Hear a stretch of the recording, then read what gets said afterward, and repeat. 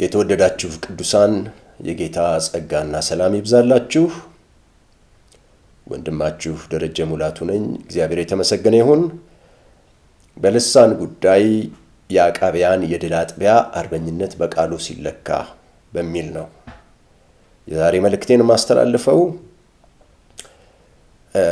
የመልእክት ርዕሶች ስሰጥ አስቤበት ነው የምሰጠው።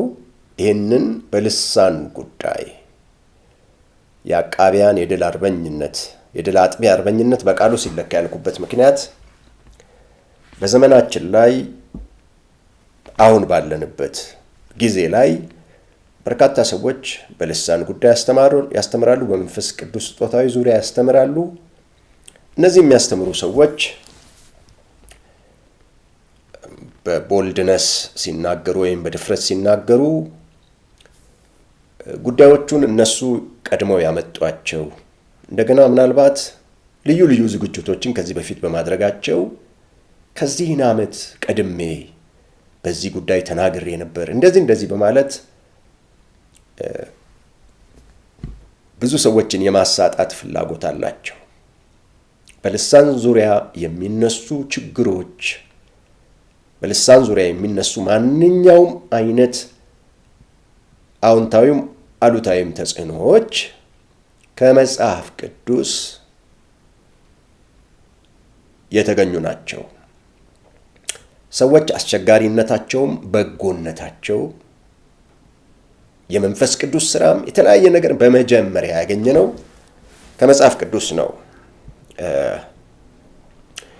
የሚያቅብ ሰው ከመጽሐፍ ቅዱስ መመሪያዎችን አግኝቶ ስለሚያቅባቸው ነገሮች ማስረጃዎችን አግኝቶ በማቀቡ ሊኮራ አይገባም። የአርበኝነት ስሜት ሊሰማውም አይገባም። ማንኛውም የሚነሳ ችግርና ማንኛውም በልሳን ዙሪያ የተገኘ ተግዳሮት ከእግዚአብሔር ቃል የወጣ አይደለም፣ ሊወጣም የሚችል አይደለም። በዚህ ተስማምተን መመሪያን ስንገለብጥ ከቃሉ እንገልብጥ። ዲኖሚኔሽን፣ ልምምዶች፣ የቀደሙ ሰዎች ወዘተ ጠቃሚ ናቸው፣ አይጣሉ። የአባቶች ተግባር ታሪካቸው የመጽሐፍ ቅዱስን ሰዎች በቅርብ ያውቁ ከነበሩ የመጡ ታሪኮች፣ የተለያዩ ነገሮች ሁሉ ተጽፈው የሚገኙት ፈጽሞ አይናቁም፣ እጅግ ጠቃሚዎቻችን ናቸው። ግን የቃሉን ያህል ሙሉ መመሪያ አይደሉም። የቃሉን ያህል አይደሉም። የልሳን ጉዳይን ችግሮችንና መፍቻዎቹን በመጀመሪያ የተጋፈጥነው እኛ አይደለንም፣ ሐዋርያት ናቸው የተጋፈጡት። በተለይ ሐዋርያው ጳውሎስ በአንደኛ ቆሮንቶስ መልእክቱ ላይ የተከሰቱትን ማንኛውም ችግሮች አሳይቶ ተጋፍጦ በጎ የሚሆነውን በበጎ መልኩ፣ ትክክል ያልሆነውን ትክክል አይደለም በማለት በስርዓት እንዲሆን አስተምሮ ለእኛ አስተላልፎልናል። መመዘኛዎቹን ስንሰራ በዚያ ልክ እንሰራለን። የዛሬውን ሐሰት እና የተለያየ ነገር ስንመክት በዚያ መመሪያ መሰረት እንመክታለን።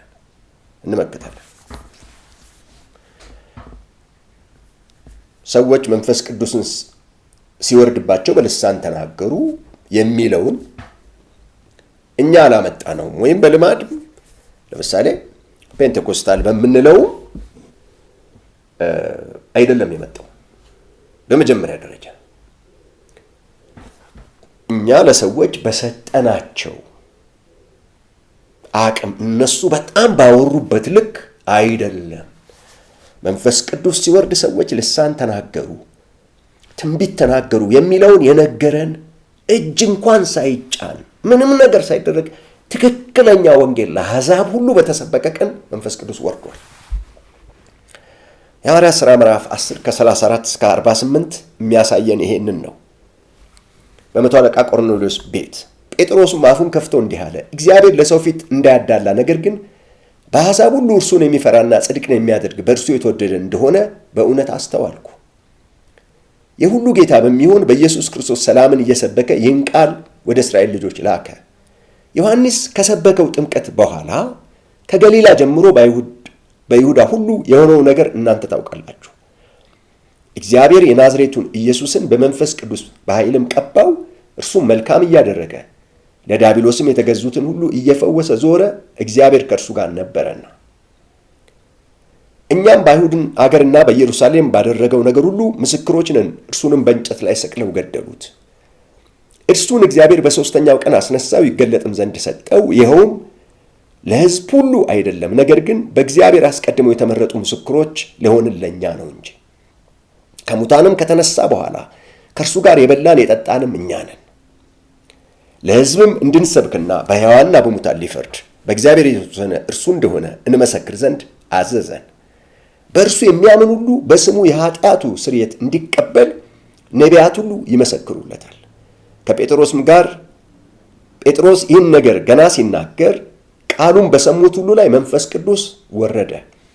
ከጴጥሮስም ጋር የመጡት ሁሉ ከተገረዙት ወገን የሆኑ ምዕመናን በአሕዛብ ላይ ደግሞ የመንፈስ ቅዱስ ስጦታ ስለፈሰሰ ተገረሙ። በልሳኖች ሲናገሩ እግዚአብሔርን ሲያከብሩ ሰምተዋቸዋል እና በዚያን ጊዜ ጴጥሮስ መልሶ እነዚህ እንደኛ ደግሞ መንፈስ ቅዱስን የተቀበሉ እንዳይጠመቁ ውሃን ይከለክላቸው ዘንድ የሚችል ማን ነው አለ። በኢየሱስ ክርስቶስም ስምም ይጠመቁ ዘንድ አዘዛቸው። ከዚያም በኋላ ጥቂት ቀን እንዲቀመጥ ለመኑት ይላል። ምንም እጁን ሳይጭንባቸው አሕዛብ ናቸው። እንግዲህ እነዚህ አይሁዶች ተስፋ ነበራቸው በኢየሱስ ክርስቶስ የተነገረው። እንደገና ዮሐንስ ጥምቀት ጉዳይ በእነሱ ጋር በጣም የከበረ ነው።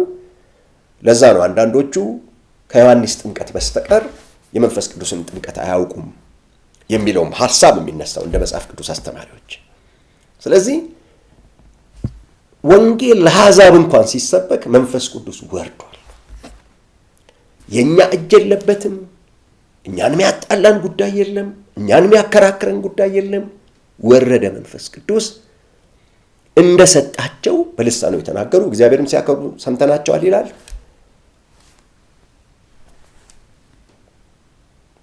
የሚተረጎም ልሳን ይሆናል የጸለዩት። የሚደመጥ ሊደመጥ የሚችል ሊሆን ይችላል። ማይተረጎም ሊሆን ይችላል። ምንም እኛ እዚህ ጋር ልናደርግ የምንችለው ነገር የለም። ለምን? ስለሚመጣ ቀጥሎ ስለምንማር። የድል አጥቢያ አርበኞች ነገሮችን ከወዲሁ ሊያደርጓቸው ይፈልጋሉ። ከዲኖሚኔሽናቸው ሊነሱ ይችላሉ። ከተለያየ ነገር ሊነሱ ይችላሉ። ዛሬ ይህንን ነገር ሳነሳ ወደ ቃሉ ሄደን ከዛ በኋላ ማውራት ይቻላል። የዲኖሚኔሽንም ኬዝ መጽሐፍ ቅዱስ ላይ አለ፣ እናየዋለን ከታች።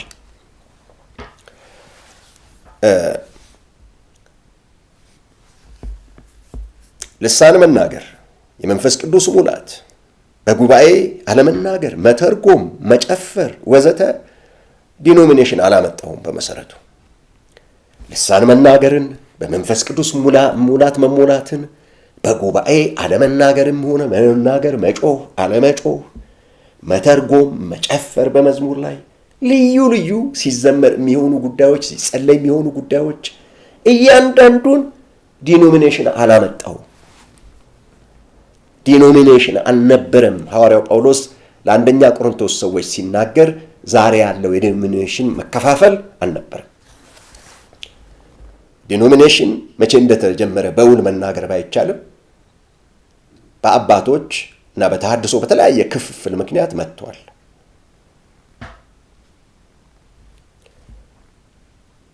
ዲኖሚኔሽን ልዩ ነገር አይደለም። በሃይማኖት ውስጥ የጋራ እምነትና አሰራር ያላቸው ሰዎች በአብያተ ክርስቲያናት የሚቧደኑበት መንገድ ማለት ነው። አንደኛ ቆሮንቶስ ምዕራፍ 14 ከ26 እስከ 33 ስናነብ ዛሬ የምንጨቃጨቅበት ይሄ ልክ ነው፣ ይሄ ልክ አይደለም፣ እንዲህ መሆን አለበት የለበትም የምንለውን ሁሉ በዚች ከ26 እስከ 33 ባለው ቁጥር ውስጥ ማየት እንችላለን። እንግዲህ ወንድሞች ሆይ ይላል። ወንድሞች ሆይ ምንድን ነው ይላል? ወንድሞች ሆይ በጌታ የዳኑትን በምትሰበሰቡበት ጊዜ ለእያንዳንዱ መዝሙር አለው፣ ትምህርት አለው፣ መግለጥ አለው፣ በልሳን መናገር አለው፣ መተርጎም አለው፣ ሁሉ ለማነጽ ይሁን። እዚህ ውስጥ የሌለ የምትሉት ነገር ምንድን ነው? በምትሰበሰቡበት ጊዜ ዲኖሚኔሽንን ለጊዜው አስቀምጡትና ወደ ቆሮንቶስ ቤተክርስቲያን እንሂድ። ከፈለግንም ዲኖሚኔሽናችሁ ውስጥም ተቀመጡ ከፈለጋችሁ። ባትቀመጡ ግን ይሻላችኋል። መጀመሪያ ለምን? እጅግ አስገራሚ ነገር ስላለው እንከታተል። ሁሉ ለማነጽ ይሁን። በልሳን የሚናገር ቢኖር 2 ወይም ቢበዛ 3 ሆነው በተራቸው ይናገሩ፣ አንዱም ይተርጉም። የሚተረጉም ባይኖር ግን በማህበር መካከል ዝም ይበልና ለራሱና ለእግዚአብሔር ይናገር። ነቢያትም 2 ወይም 3 ሆነው ይናገሩ፣ ሌሎችም ይለዩአቸው። በዚያ ለሚቀመጥ ለሌላ ግን አንድ ነገር ቢገለጥለት ፊተኛው ዝም ይበል። ሁሉም እንዲማሩ፣ ሁሉም እንዲመከሩ፣ ሁላችሁ በእያንዳንዳችሁ ትንቢት ልትናገሩ ትችላላችሁ። የነቢያትም መናፍስት ለነቢያት ይገዛሉ፣ እግዚአብሔር የሰላም አምላክ ነው እንጂ የሁከት አምላክ አይደለምና ብሎ በቅዱሳንም አብያተ ክርስቲያናት ሁሉ እንዲሁ ነው። በወቅቱ በነበሩት አብያተ ክርስቲያናት ሁሉ እንደዚሁ ነው። የነቢያት መናፍስት ለነቢያት ይገዛሉ።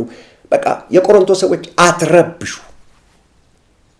ለማነጽ ይሁን የምታደርጉት ሁሉ። ስትዘምሩ ለማነጽ ይሁን፣ ትንቢት ስታናገሩ ለማነጽ ይሁን፣ በልሳን ስትጸልዩ ለማነጽ ይሁን፣ ስትተረጎሙ ለማነጽ ይሁን።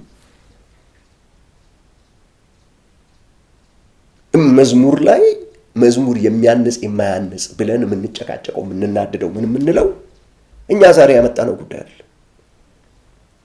ቀድማ በነበረችው የአዲስ ኪዳን አብያተ ክርስቲያናት ሁሉ ውስጥ ጳውሎስ እኛ እንደዚህ ነው አለ።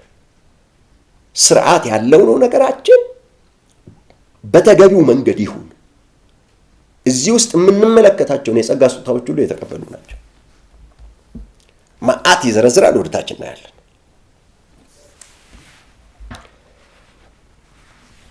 ታዲያ ዋነኛ ነገራችን በልሳን መናገር ነው። በእርግጥ በርዕሳችን ግን ሌሎችም ነገሮችን ሊያካትት እንደሚችል እንደታሰቡት ነው። ወደ መጽሐፍ ቅዱስ ነው ልወስዳችሁ። የአቃቢያን የድል አጥቢያ አርበኝነት መቆም አለበት። እናቅባለን፣ እንዲህ እንሆናለን በሚለው ጀርባ ነገሮቹን እነሱ እንዳመጧቸው ችግሮች በጣም በዚህ ዘመን ስለባሱ እነሱ ዋነኛ እንትን ለመሆን የሚያደርጉትን ጥረት ብናደንቀውም መነሻው መጽሐፍ ቅዱስ ነው። በዛ ነው ማቀብ የሚችሉት፣ በዛ ነው የምንለካቸው፣ በዛ ነው የምናያቸው። ሰሞኑን ብቅ ያሉና ከ100 ምናምን ዓመት በፊት ፔንቴኮስታል የተለያየ ነገር የሚሉ ሰዎች ስለመጡ ምናምን ብቻ የተፈጠረ ችግር አለም። ከመጀመሪያው በጣም የተፈጠሩ ነገሮች አሉ። እጅግ ከባድ ነው መንፈሳዊ ዓለም ላይ። በመንፈሳዊ ጉዳይ ብዙ ዕውቀት የሌለው የተናጋሪዎች ሰለባ በሁለቱም ጎናል። የለም አለ ከሰይጣን ነው። የዘንድሮ ትንቢት አልሰማም፣ ትንቢት የሚባል ነገር የለም። እነዚህ ሁሉ ነገሮች እኛ ጋር ብቻ የተፈጠሩና ዛሬ እኛን ግራ ያጋቡና እኛን ወደ ወሰነ ነገር የወሰዱ ጉዳዮች አይደሉም። መጽሐፍ ቅዱስ ውስጥ ነበሩ።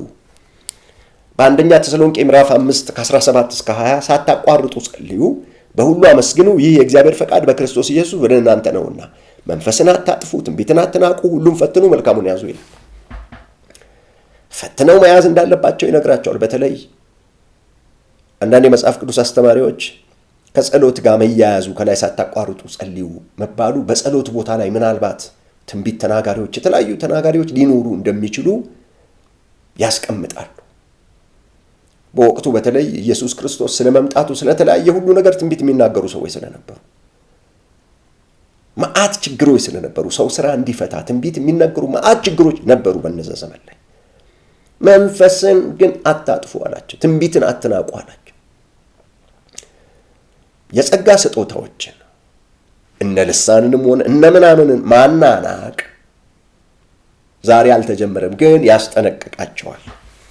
በተለይ ስለ መናቅ ያነሳው ነገር ለእኔ እጅግ ጠቃሚ ሆኖ አይቼዋለሁ። ከልሳንም አንጻር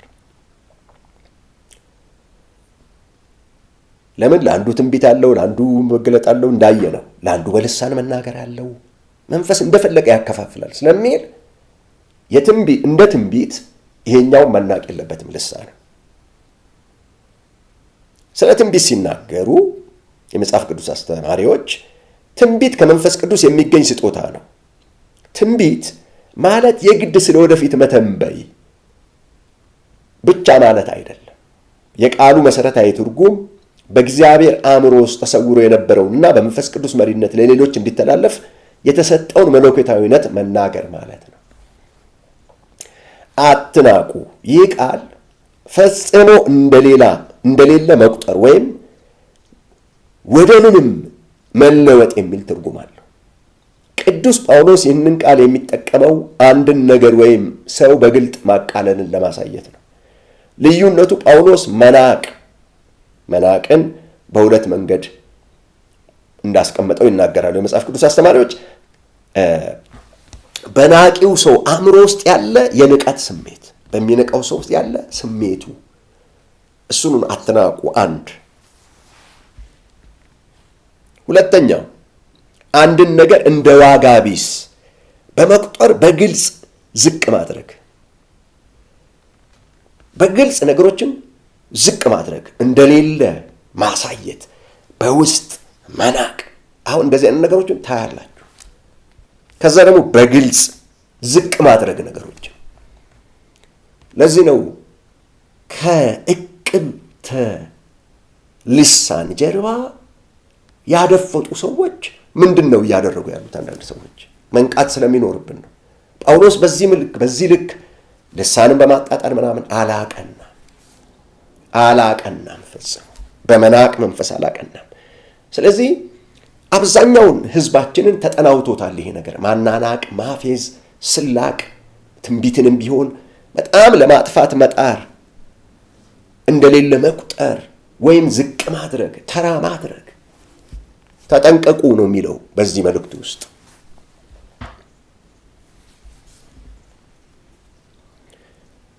እነዚህ ሰለባዎች የትኞቹ ናቸው? ብዙ እውቀት የሌላቸው የተናጋሪ ሰዎች ሰለባዎች ናቸው። የሚገርመው ናቸው። በጣም ሰለባዎች አሉ።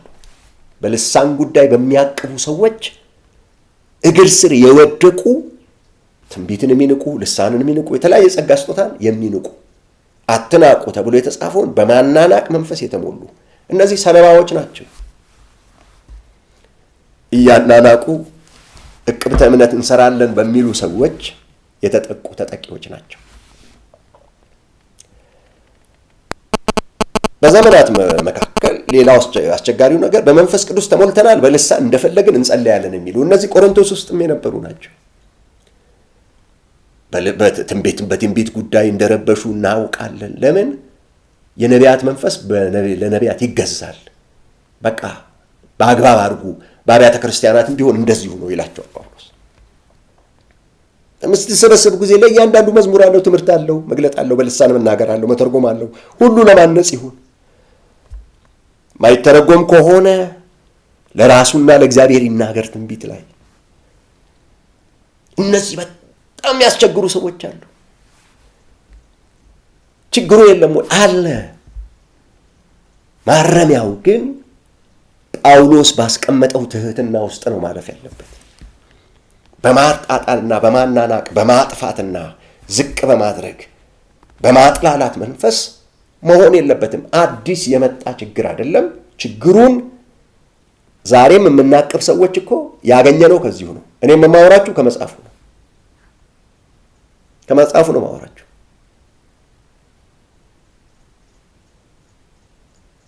የሆነ ሰው ከ100 ዓመት በፊት ስለጻፈ የሆነ ነገር ስላለ ይጠቅመናል፣ እንወስዳለን። የምንገመግመው ግን በዚህ ነው። በዚህ ልከኛነት ካልሄደ መንፈስን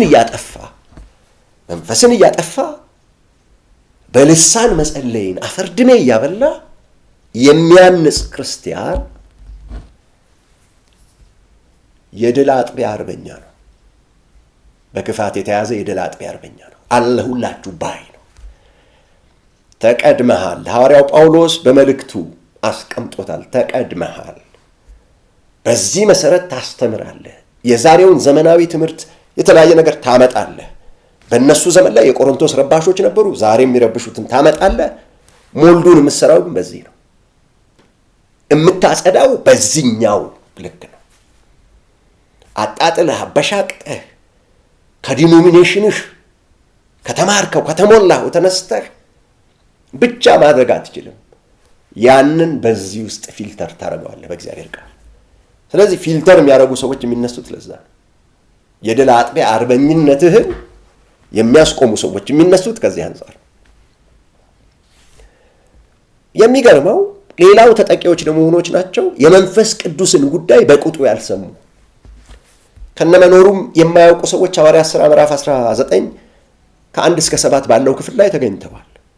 ጳውሎስ በቆሮንቶስ ሳለ ጳውሎስ በላይኛው ሀገር አልፎ አጵሎስም በቆሮንቶስ ሳለ ጳውሎስ በላይኛው ሀገር አልፎ ወደ ኤፌሶን መጣ። አንዳንድ ደቀ መዛሙርትንም አገኘ። ባመናችሁ ጊዜ መንፈስ ቅዱስን ተቀበላችሁ አላቸው። እነርሱም አልተቀበልንም፣ መንፈስ ቅዱስ እንኳን እንዳለስ እንኳን አልሰማንም አሉት። እነዚህ ሰዎች ስለ ዮሐንስ ጥምቀት ሰምተዋል፣ ግን ዮሐንስ ተናግሯል፣ ከኔ በኋላ የሚመጣው በመንፈስ ቅዱስ ያጠምቃቸዋል የሚለውንስ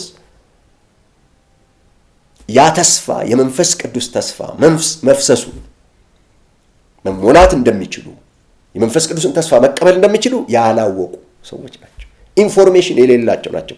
ዛሬም በጣም ብዙ ሰዎች አሉ። በልሳን ትጸልያላችሁ ወይ? ትንቢት ትናገራላችሁ ወይ? ልዩ ልዩ ጸጋ ስጦታ አላችሁ ወይ ተብለው ሲጠየቁ አለ እንዴ እንደዚህ የሚሉ ሰዎች አሉ። በልሳን ትጸልያላችሁ ወይ? ራሳችሁን ታናጻችኋሉ? ሰዎች መንፈስ ቅዱስ በተሞሉ ጊዜ በልሳን ተናግረዋል ተብሎ ሲነበብላቸው አልሰማሁም ይሄን ጉዳይ የሚሉ አሉ። አስቀድመው ደግሞ አንዳንዶቹን በልሳን ጠል ሰዎች፣ በልሳን መጥላት ፎቢያ በተያዙ ሰዎች የተቀጠቀጡና ልሳን በደረሰበት መድረስ አንፈልግም የሚሉ ሰዎች አሉ። ከነመኖሩም ያልሰሙ አሉ። ችግሩን ብቻ የሰሙ በቆሮንቶስ ቤተክርስቲያን ልሳን አለ ግን ያጠቃቀም ብልሽት አለ ሚለውን ያላጠኑና ልሳኑን እጠቀመዋለሁ ያጠቃቀሙን መንገድ እንደ ቆሮንቶስ አደርጋለሁ ሚለውን ያልገባቸው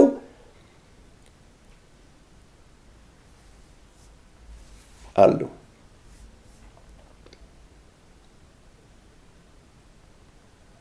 ሰው ሁሉ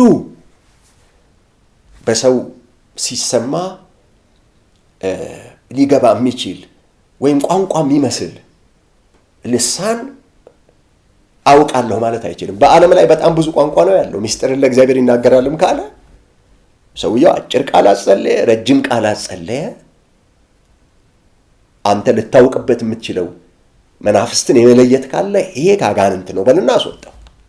ከዛ ውጪ ምንም ማስረጃና መሰረት የለም፣ ምንም የለም። ያሞኛቸው ሰዎች ናቸው እንጂ የሚሰሙት ይሄን። በመሰረቱ ልክ እንደነዚህ ሰዎች በመጽሐፍ ቃል የበረታ በመንፈስ የሚቃጠል ዮሐንስን ጥምቀት ብቻ የሚያውቅ ሰውም ነበረ።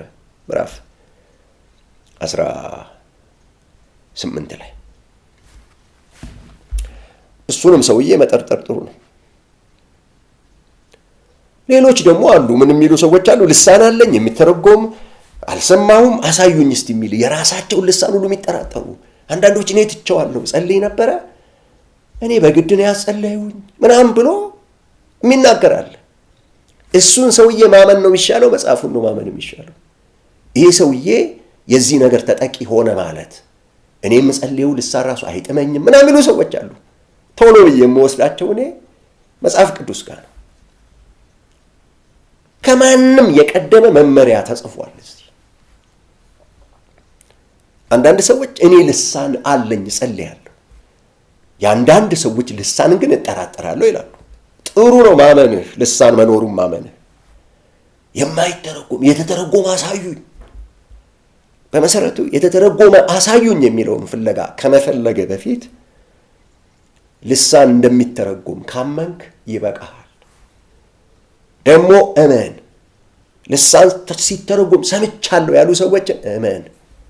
ካንተ ይልቅ ከማታምነው ስላልሰማው አላምንም ከምትለው ይልቅ ሰምተናል ያሉ ሰዎች ለመጽሐፉ ይቀርባሉ። እንደሚተረጎም ስለሚያውቁ ሲተረጎም አሜን ብለው የነበሩ ናቸው። ለምሳሌ እኔ ሰምቻለሁ። አንተን ለማሳመን በምንም ጥረት አላደረግም። ወደ መጽሐፉ ይተረጎማል ስላለኝ ሃሌሉያ ነው የምለው። ይተረጎማል የተባለው ተፈጽሟል። እኔ እንድተረጉም በጣም ጸልያለሁ።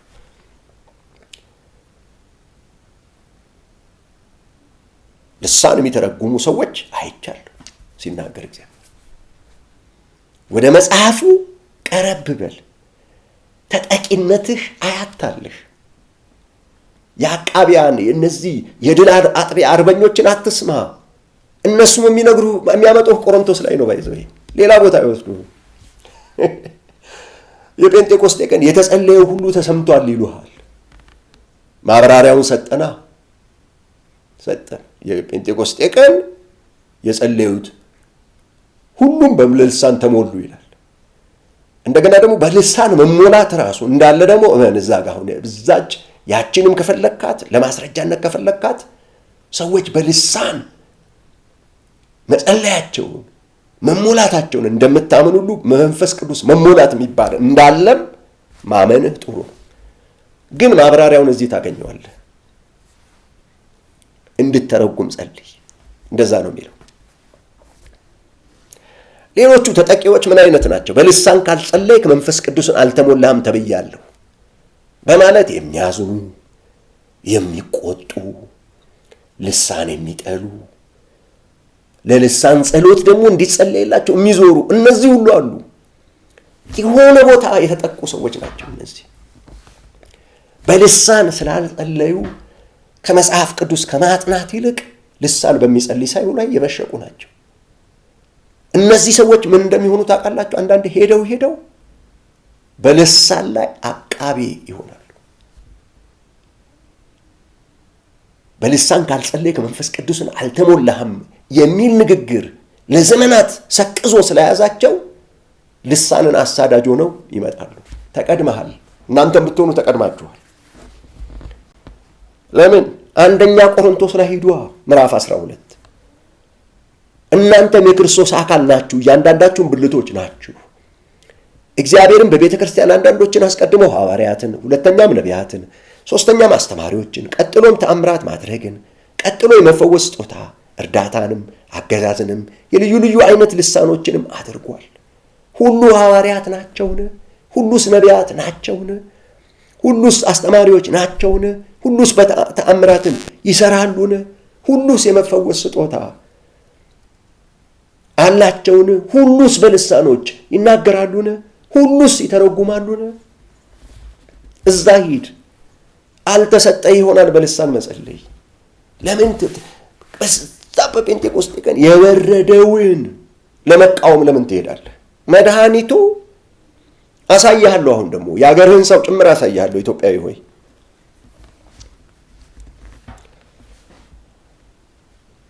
የሚገርመው የፊልጶስ አገልግሎት በጣም ይገርማል። የመንፈስ ቅዱስ መውረድ መሙላት ምናምን ላይ ብዙ የለም ሰውየው። የትኛው ዲኖሚኔሽን እንደሆነ እንጃ። ምን ይላል ሐዋርያት ሥራ ምዕራፍ 8 ከ12 እስከ 20? ነገር ግን ስለ እግዚአብሔር መንግሥትና ስለ ኢየሱስ ክርስቶስም ስም እየሰበከላቸው ፊልጶስን ባመኑት ጊዜ ወንዶችም ሴቶችም ተጠመቁ። ሲሞንም ደግሞ ራሱ አመነ፣ ተጠምቆም ከፊልጶስ ጋር ይተባበር ነበር። የሚያደርገውንም ምልክትና ታላቅ ታምራት ባየ ጊዜ ተገረመ። ፊልጶስ ታምራትን ያደርጋል፣ በጣም ያገለግላል። በመነጠቅ ራሱ ያገለገለ ሰውዬ ነው። የሚገርመው ሰዎች በሱ ስብከት አመኑ፣ በሚያደርገው ተአምራት አመኑ፣ በመንፈስ ቅዱስ ስጦታ ያምናል። ከዛስ በኢየሩሳሌም የነበሩት ሐዋርያት የሰማርያ ሰዎች የእግዚአብሔርን ቃል እንደተቀበሉ ሰምተው ጴጥሮስንና ዮሐንስን ሰደዱላቸው። እነርሱም በወረዱ ጊዜ መንፈስ ቅዱስን ይቀበሉ ዘንድ ጸለዩላቸው ይላል። በጌታ በኢየሱስ ስም ብቻ ተጠምቀው ነበር እንጂ ከእነርሱ በአንዱ ላይ እንኳ ገና አልወረደም ነበርና በዚያን ጊዜ እጃቸውን ጫኑባቸው፣ መንፈስ ቅዱስንም ተቀበሉ። ሲሞንም በሐዋርያት እጅ መጫን መንፈስ ቅዱስ እንዲሰጥ ባየ ጊዜ ገንዘብ አመጣላቸውና እጄን የምጭንበትን ሁሉ መንፈስ ቅዱስን ይቀበል ዘንድ ለእኔ ደግሞ ይህን ስልጣን ስጡኝ አለ። ጴጥሮስ ግን እንዲህ አለው፣ የእግዚአብሔርን ስጦታ በገንዘብ እንድታገኝ አስበሃልና ብር ካንተ ጋር ይጥፋ። በልሳን ካልጸለይክ የመንፈስ ቅዱስ ሙላትን አልተሞላህም ይሉኛል ብለህ ከምትናደድ ከፊልጶስ ጋር ስታሳልፍ ላያነሳ ይችላል ጉዳዩ። ፊልጶስ እጅ በመጫን ደግሞ የሚጸልዩ ወገኖች ስለሚሆኑ ወደ እነሱ ብትሄድ የተሻለ ይሆናል። ፊልጶስ እኔ ባገኘሁት ሁለት መረጃ በተለይ እዚህ ጉዳይ ላይ ብዙም እንትን አይደለም። ሐዋርያት ሥራ ላይ ተመልከታ የአገርህን ሰው አግኝቶት እንዴት እንዳደረገው ኢትዮጵያዊውን። ጃንደረባውም ለፊልጶስ መልሶ እባክህ ነቢዩ ይህን ስለማን ይናገራል? ስለ ራሱ ነው ወይስ ስለ ሌላ ነው አለው። ፊልጶስም አፉን ከፈተ።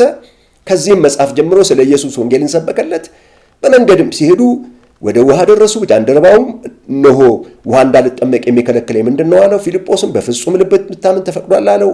መልሶም ኢየሱስ ክርስቶስ የእግዚአብሔር ልጅ እንደሆነ አምናለሁ አለ። ሰረገላውን ይቆም ዘንድ አዘዘ። ፊልጶስና ጃንደረባውም ሁለቱም ወደ ውሃ ወረዱ፣ አጠመቀው። ከውሃውም ከወጡ በኋላ የጌታ መንፈስ ፊልጶስን ነጠቀው። ጃንደረባውም ሁለተኛ ላየውም፣ ደስ ብሎት መንገዱን ይሄድ ነበርና ይላል። ይሄ ጃንደረባ በመንፈስ ቅዱስ ሙላት እንደነ ጴጥሮስ ጊዜ እንደነ ሐዋርያው ጳውሎስ ጊዜና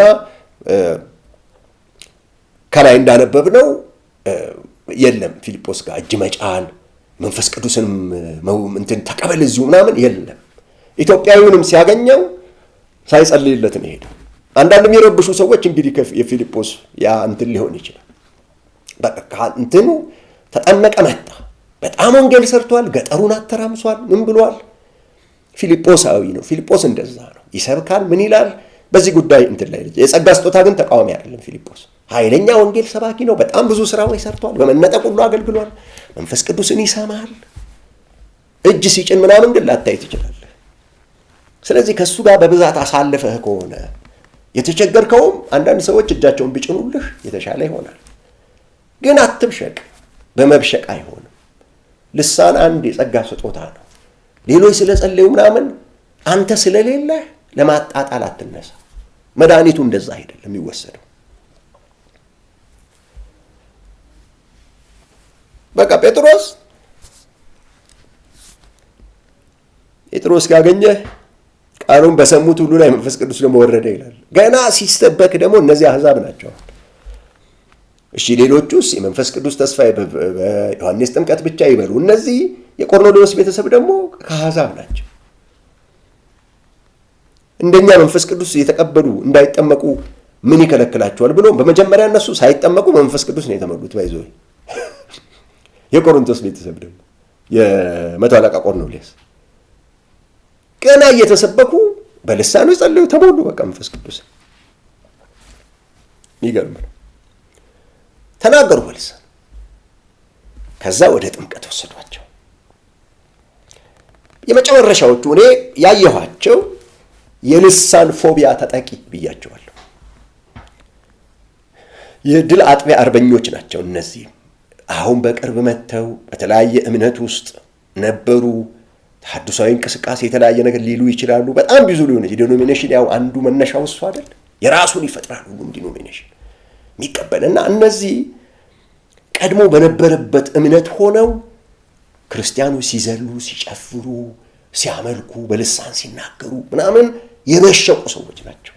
በእኔ ኮሜንተሪ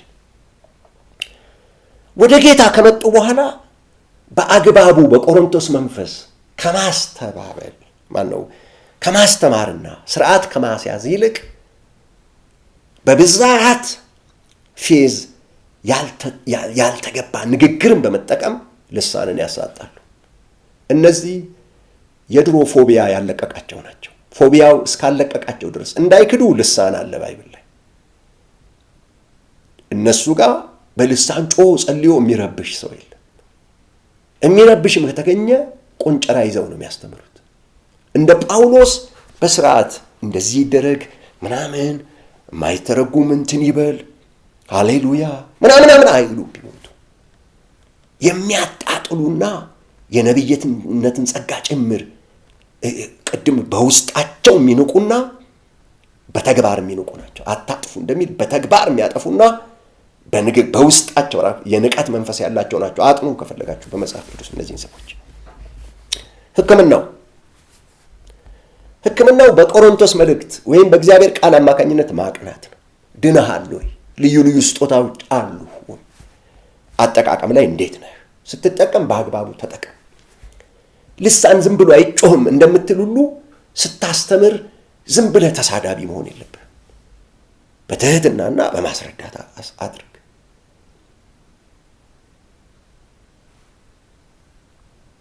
የመንፈስ ቅዱስን ተስፋ ተቀብለሃል። የመንፈስ ቅዱስ ተስፋ አለ፣ በመንፈስ ቅዱስ መሞላት አለ ያለው መጽሐፍ ቅዱስ ነው። ጌታ ኢየሱስ ክርስቶስ ኃይልን ሳትቀበሉ ብሏል። ኃይልን ተቀበል። ቅድም ጠቅሻለሁ ፊልጶስ መንፈስ ቅዱስን የሚሰማ ነው። አንድ ሰው አለ ሄደህ አገልግለው ምናምን ሲለው ጌታ አንድ ሰው አለ ሄዶ ለማገልገል በመነጠቅ ተአምራት ማድረግ በልዩ ልዩ ጸጋ የሚያገለግል ነው። ልሳን ምናምን ሳያነሳ እጅ መጫን ምናምን ሲያነሳ ላታይ ትችላለህ። በልሳን ላጸልይ ትችላለህ። የመንፈስ ቅዱስ ስራዎች እንዳሉ በትንቢት እግዚአብሔር ምስጢር እንደሚገልጥ ምናምን ሁሉ ታምናለህ ወይ ነው ጥያቄው። ሕክምና ያስፈልግሃል። ለማነጽ የሚጠቅሙ ስለሆኑ የጸጋ ስጦታዎችን ለመቀበል ትፈልጋለህ ወይ? አንደኛ ቆሮንቶስ ምዕራፍ 12 አንብብ። ማንም በእግዚአብሔር መንፈስ ሲናገር ኢየሱስ የተረገመ ነው የሚል እንደሌለ በመንፈስ ቅዱስም ካልሆነ በቀር ኢየሱስ ጌታ ነው ሊል አንድስ እንኳን እንዳይችል አስታውቃችኋለሁ። የጸጋም ስጦታ ልዩ ልዩ ነው፣ መንፈስ ግን አንድ ነው። አገልግሎትም ልዩ ልዩ ነው፣ ጌታም አንድ ነው። አሰራርም ልዩ ልዩ ነው፣ ሁሉም በሁሉ የሚያደርግ እግዚአብሔር ግን አንድ ነው። ነገር ግን መንፈስ ቅዱስን መግለጥ ለእያንዳንዱ ለጥቅም ይሰጠዋል። ለአንዱ ጥበብ መናገር በመንፈስ ይሰጠዋልና፣ ለአንዱም በዚያው መንፈስ እውቀትን መናገር ይሰጠዋል። ለአንዱም በዚያው መንፈስ እምነት፣ ለአንዱም በአንዱ መንፈስ የመፈወስ ስጦታ፣ ለአንዱም ታምራት ማድረግ፣ ለአንዱም ትንቢት መናገር፣ ለአንዱም መናፍስትን መለየት፣ ለአንዱም በልዩ አይነት ልሳን መናገር፣ ለአንዱም በልሳኖች የተነገረውን መተርጎም ይሰጣቸዋል።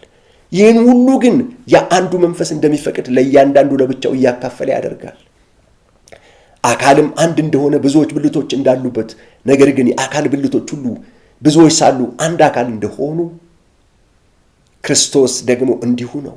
አይሁድ ብንሆን፣ የግሪክ ሰዎችም ብንሆን፣ ባሪያዎችም ብንሆን፣ ጨዋዎችም ብንሆን እኛ ሁላችን በአንድ መንፈስ አንድ አካል እንድንሆን ተጠምቀናልና ሁላችንም አንዱን መንፈስ ጠጥተናል ይላል። በልሳን መጸለይ ራስን ያንጻል፣ ከንዴት ውጣ። የድል አጥቢያ አርበኞች ነገር አሁን እንደተጀመረ ችግር አሁን እንደመጣ በጣም አጋግለው ምናምን ሲሉ አትደንግጥ፣ ወደ መጽሐፍ ሂድ። እየባሰ እንደሚመጣ መጽሐፍ ቅዱስ ነግሮሃል። ሕክምናውን በትክክል ውሰድ። በልሳን ጉዳይ የድል አጥቢያ አርበኛ ለመሆን የምትሯሯጡ ሰዎች፣ ብዙ ነገር ስላደረጋችሁ መመካት የምትፈልጉ ሰዎችና ሌላው ሰው የማስተማር መብት እንደሌለው፣ የመናገር መብት እንደሌለው ዝም ለማሰኘት ምናምን ጭምር የምትጓዙ ሰዎች ወደ መጽሐፉ ተመለሱ። በጣም የሚያስተምሩ የሚተጉ ሰዎችን እናከብራለን። የድል አጥቢያ አርበኝነት ስሜታቸውንና ፌዘኝነታቸውን ግን እንቃወማለን። ማንም ሰው ከመጽሐፍ ቅዱስ አይበልጥም። አሁን ያሉ ችግሮችን በድሮ በመጽሐፍ ቅዱስ ነበሩ ችግሮቹ። እነዛን የተቃወሙበት መንፈስ የእግዚአብሔር ቃል ነው፣ እውነት ነው። ጸጋ ስጦታን በማጣጣል መንፈስ ቅዱስን በማጣጣል የዲኖሚኔሽንን ሐሳብ ለማስረጽ ብቻ መሯሯጥ ጠቀሜታ የለው። ጳውሎስ ተናግሯል። በአብያተ ክርስቲያናት ሁሉ እንደዚሁ ነው። ዲኖሚኔሽን ከዛ በኋላ የመጣ ነው። ድሮም አሳሾች ነበሩ። ብዙ በነቢያት ዙሪያ በተለያየ ነገር አስተምር ያለው በብዙ ነገሮች ዙሪያ ደረጀ ሙላቱ ኦፊሻል የሚለውን የዩቲዩብ ቻናል ሰብስክራይብ ብታደርጉ ትጠቀማላችሁ ወገኖች። በዚህ ደረጀ ሙላቱ ኦፊሻል በሚለው ቻናል ውስጥ ከ400 በላይ ትምህርቶች አሉ። ሰብስክራይብ አድርጉ። በቅርብ ጊዜ ቁጥር 5 አልበሜ ይለቀቃል። አስቀድማችሁ ደረጀ ሙላቱ ኦፊሻል የሚለውን ሰብስክራይብ አድርጉ። የደውል ምልክት ተጫኑ። እግዚአብሔር ቢፈቅድ እሁድ ምሽት 3 ሰዓት፣ ማክሰኞ በኢትዮጵያ ምሽት 3 ሰዓት እና አርብ ምሽት 3 ሰዓት ሁልጊዜ ያስተምራለሁ። እንዲሁም በኤልሻዳይ ቴሌቪዥን ኔትወርክ ቅዳሜ 8 ሰዓት ተኩል ላይ፣ ማክሰኞ ጠዋት 1 ሰዓት ተኩል ላይ፣ አርብ 10 ሰዓት አስተምራለሁ። በዛ ማግኘት ትችላላችሁ። ማንኛውም ጥያቄ ቢኖራችሁ ስልክ ቁጥሬ ከስር ይኖራል፣ ማግኘት ትችላላችሁ። አብረን እንጸልያለን። ክብር ለኢየሱስ ይሁን። የመንፈስ ቅዱስን ስጦታዎች ለመቀበል መብታችሁ ነው። በመንፈስ ቅዱስ ኃይል መሞላት መብታችሁ ነው። እግዚአብሔር በነገር ሁሉ ይባርካችሁ። ተባረኩ። ሰላም ሁኑ።